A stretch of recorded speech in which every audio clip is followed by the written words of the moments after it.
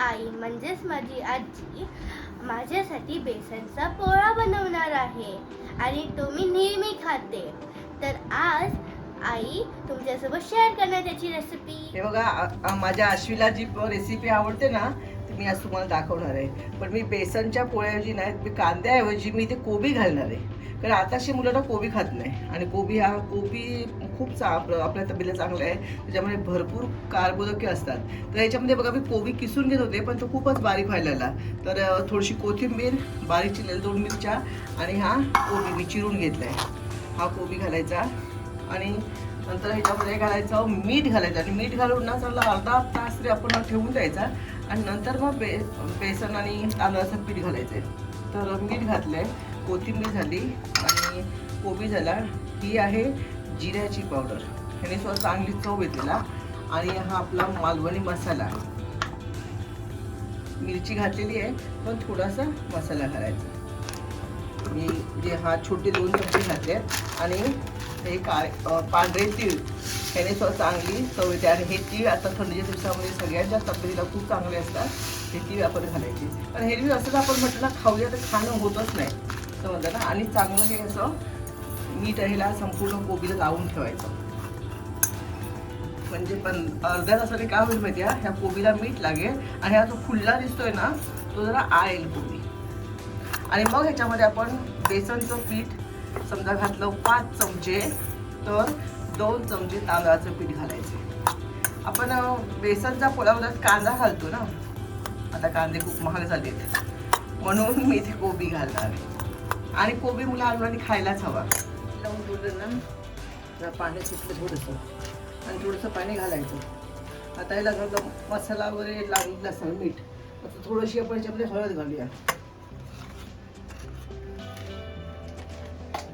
आणि मग अशी सांगितल्याप्रमाणे 2 चमचे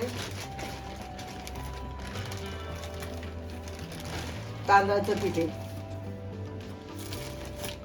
तांदळाच्या पिठामुळे ना थोडा कुरकुरीतपणा येतो आणि ते घट्ट पण होतं जे आपण पीठ बनवणार ते.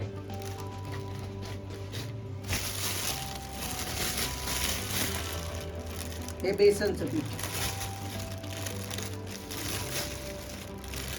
4 चमचे घालणार. तुम्हाला जसं हवं त्यानुसार तुम्ही ते घ्या. पातळ होतं. आता ह्याच्यात काय पीठ भिजणार नाही, थोडंसं आपलं पाणी घालावंच लागणार आहे. आणि हे सगळं तर मिश्रण भिजवलं ना की लगेच आपण पोळी करायची आहे त्याची. जेव्हा भाजी कमी असेल किंवा संध्याकाळच्या वेळेला भाजी करायचा कंटाळा आला तर हे आपण अशा प्रकारचा पोळा करू शकतो. ह्याच्यामध्ये गाजर काय ते बीट पण किसून घातलं सुंदर लागतं.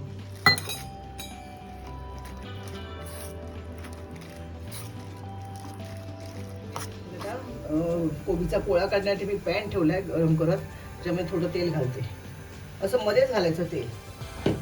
आणि हा जो हे मिश्रण एवढं करायचं. तुम्हाला हवं असेल पातळ तर पातळ, पण जास्त पातळ नाही. आणि आपण जेवायला बसलो तर लगेचच नाही काढायचं. हे जर लवकर थोडं 15-20 मिनिटं आधी काढायचं. म्हणजे जरा मुरला ना तो, थंड होऊन मुरला की तो चांगला लागतो. त्यात कच्चा कच्चा वाटतो म्हणून.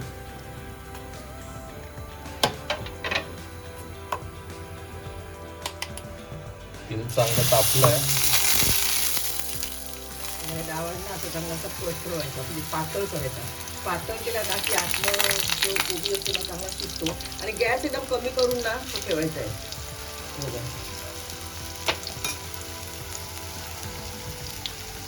आता याच्यावर मी झाकण ठेवते आणि 5 मिनिटाला शिजू देऊया, नंतर आपण परतूया. बघूया परतूया आपण. गॅस एकदम लोवरती सोडला होता. आता परतून पाहायला हवा. आता दुसऱ्या उद्या परतल्याला तिकडे तेल घालायची काही गरज नाही, कारण तेल बघा पॅनमध्ये तेल आहे त्याच्यात तो शिजेल. आता परत 5 मिनिटं आपण दुसऱ्या बाजूने शेकून घेऊया. बघा आता झाकण नाही ठेवायचं, जरासं शेकून घ्यायचा, थोडं लगेच परतवायचा आणि जरा मुरत ठेवायचा. म्हणजे तो चांगला घट्ट आणि चविष्ट लागतो. तसे आपण बाकीचे जे आहेत ना बेसनचे पोळे ते काढून घेऊया. आता आईने बेसन आणि कोबीचा बनवला आहे पोळा आणि आता मी टेस्ट करणार. आता मी तुम्हाला सांगते कसा आहे. मम्मी आता आई मला हे टिफिनसाठी पण देणार. माझ्या फ्रेंडना हे खूप आवडतं. तुम्ही पण ही ट्राय करा रेसिपी, तुम्हाला पण खूप आवडेल.